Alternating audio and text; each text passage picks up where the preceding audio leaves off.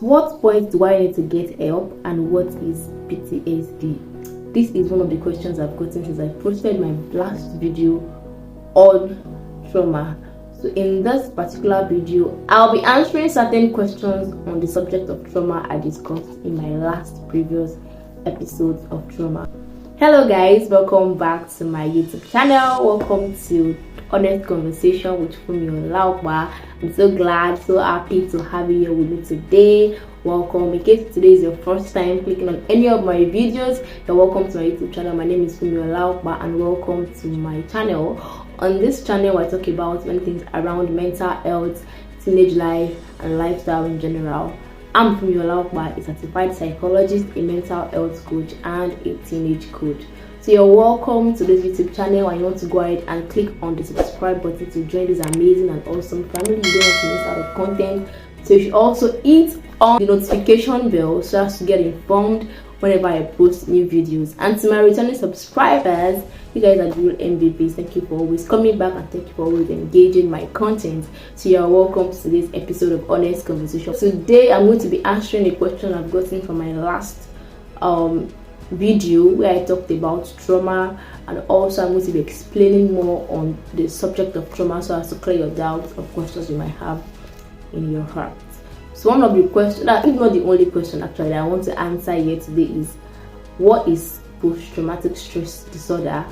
That's the long form of PTSD. And also people have asked that, at what point do I seek for help? At what point do I know that what I'm actually going through is post-traumatic stress disorder, and how do I go ahead and seek for help? I will start by explaining what post-traumatic stress disorder. PTSD is a disorder. When we say something is a disorder, I mean it's not normal, it's abnormal. It makes you behave weird from other people. It makes you behave weird it makes you behave opposite of what normal people behave. There is when it comes to defining normal and abnormal, they are kind of cultural bound, environmental bound, and also person specific. Because in some cultures, what some cultures term normal might not be normal to other culture, and what some other cultures term normal might not be normal to a specific kind of culture. Like what's most common is mode of dressing. In some particular culture and setting, the way they dress is totally normal to them, but if they go into another culture, they start feeling weird because people around don't believe in that manner of dressing. In fact, normal and abnormality is also time bound. What do I mean by time bound? In the olden days, it's normal for someone to walk barefooted. I mean, they didn't have slippers, shoes, sandals, whatsoever. So it was absolutely normal for people to walk barefooted. Now imagine someone walking barefooted on your streets today.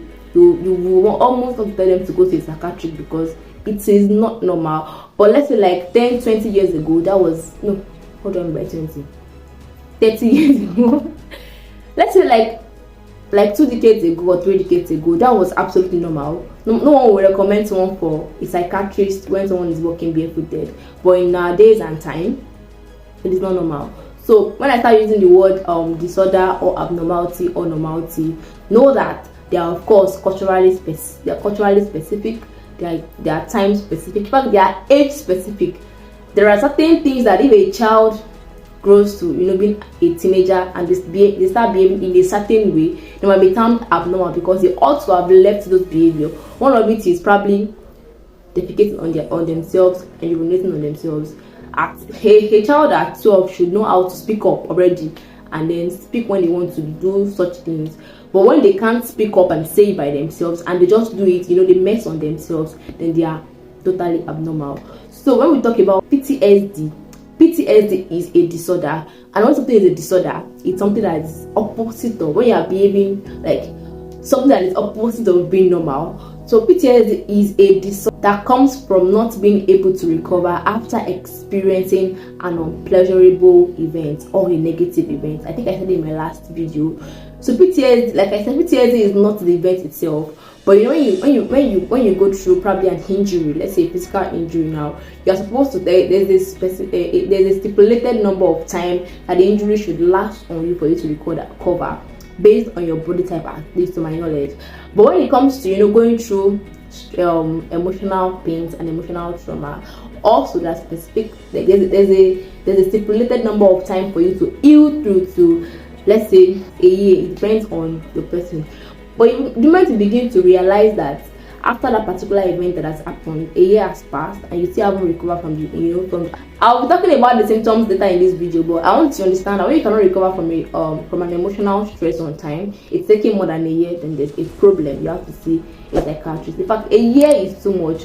We mostly recommend 6 months, but because of peculiarities of persons, some persons take longer to heal while some others take faster to heal. So we balance it on a year. So when you start noticing that a year has passed and you've not recovered from this particular event, then you should consider running a test based on your post-traumatic stress disorder status. What are the symptoms of post-traumatic stress disorder? That is PTSD.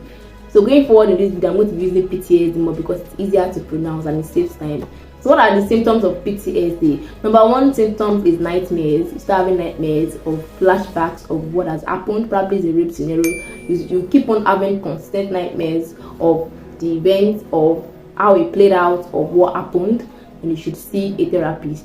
Number two is unhealthy generalization, and also it's kind of related to stereotypical behavior. So that's supposed to be number three. So they are kind of together. What is I think there was a time I was speaking with a friend and I mentioned stereotypes, and it was like, what is stereotypes? I'm like, what? You know what stereotypes are?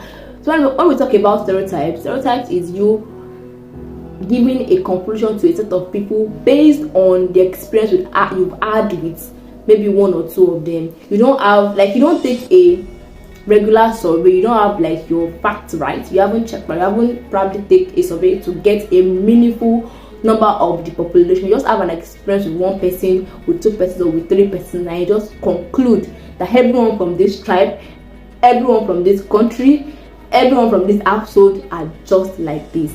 And that is unhealthy generalization too. That is also a symptom of PTSD. So number one is nightmares. Number three is unhealthy generalization and stereotypes. Number four is anxiety and depression. You begin to get so anxious and expectant of things that are not necessary. Or you begin to have this over alertness. It depends on it. Also, these things are also peculiar to situations, the emotional trauma, the events that happen that is causing the trauma. If it's a rape experience, start being so overly conscious about security around you. So you cannot just pick a pen, drop a pen, or just do something. You're just popped up and you want to know what is going on. That's because of what you have been through, and you are just reacting towards the events. And also depression, overthinking, and it can lead to depression also. We also have insomnia, lack of sleep. You can't sleep. You just cannot find sleep for no specific reason. Not like you have been sleeping too much, not like you have been oversleeping, not like probably you have something in your obviously you have something in your heart. You just cannot find sleep from nowhere. You just realize that you can't sleep. Just have sleepless nights unnecessarily. I think we're on number 4 now, or number 5. I can't really remember, but whatever number we are on, we have self-destructive behavior, and the last one I'll be talking about is social isolation. What is self-destructive behavior?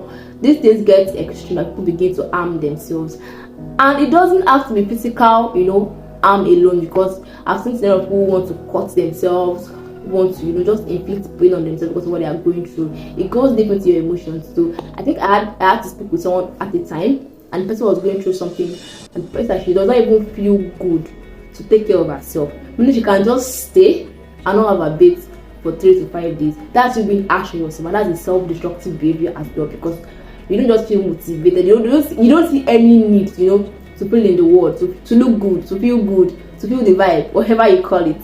So that's also a symptom of PTSD. So the moment you begin to notice all these things, in you, then it is time for you to speak up and see a therapist. It's going to lead me to the second question that I'm going to be answering in this video. When do I reach out for help?